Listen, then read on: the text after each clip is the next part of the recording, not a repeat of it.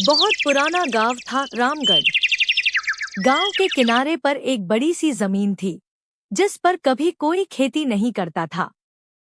लोग कहते थे कि वह जमीन शापित है।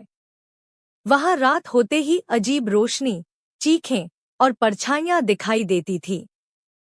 गांव के बच्चे तो दिन में भी उस रास्ते से गुजरने से डरते थे। उधर मत जाना बच्चों, वो जमीन अपशगुनी है, उस जमीन पर कोई नहीं जाता है। भौया, सच में वो जमीन शापित है क्या?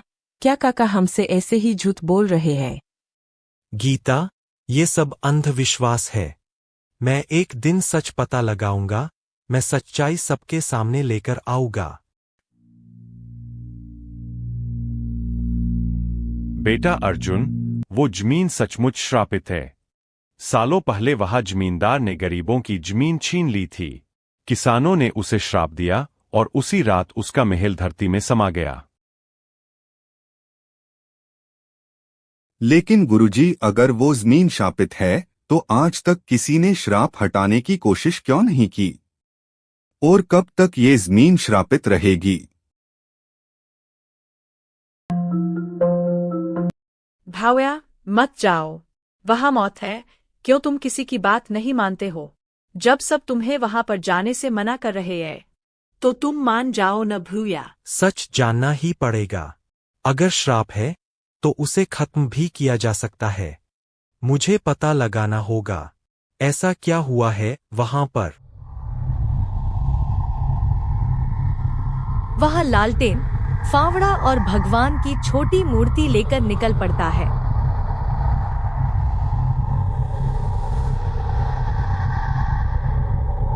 यह जमीन छोड़ दो, यह मेरा श्राप है।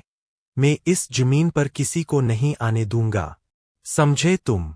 चले जाओ, जहां से आए हो वापस चले जाओ।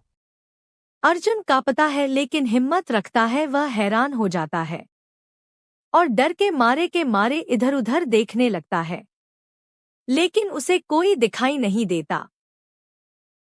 अगर तू सच्चा जमींदार है तो सामने आकर बात कर। तेरे साथ गलत हुआ है तो तू सामने आ और मुझसे बात। मैंने गरीबों का हक छीना था, इसीलिए मुझे श्राप मिला। अब कोई सुख यहां नहीं होगा।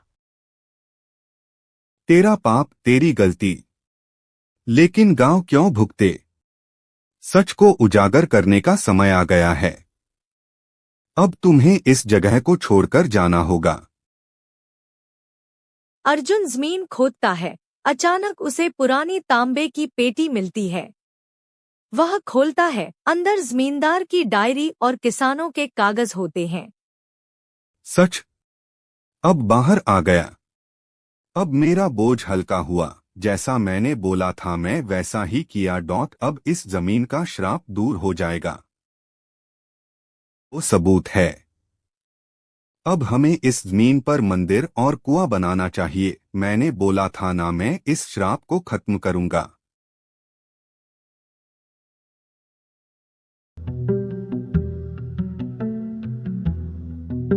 कुछ महीने बाद वही जमीन अब हरी भरी है। बच्चे खेल रहे हैं, फसलें लहरा रही हैं। अब ये जमीन श्रापित नहीं रही। ये तो गांव की शान बन गई है।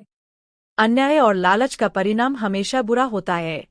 सच्चाई और साहस से सबसे बड़ा श्राप भी मिट सकता है।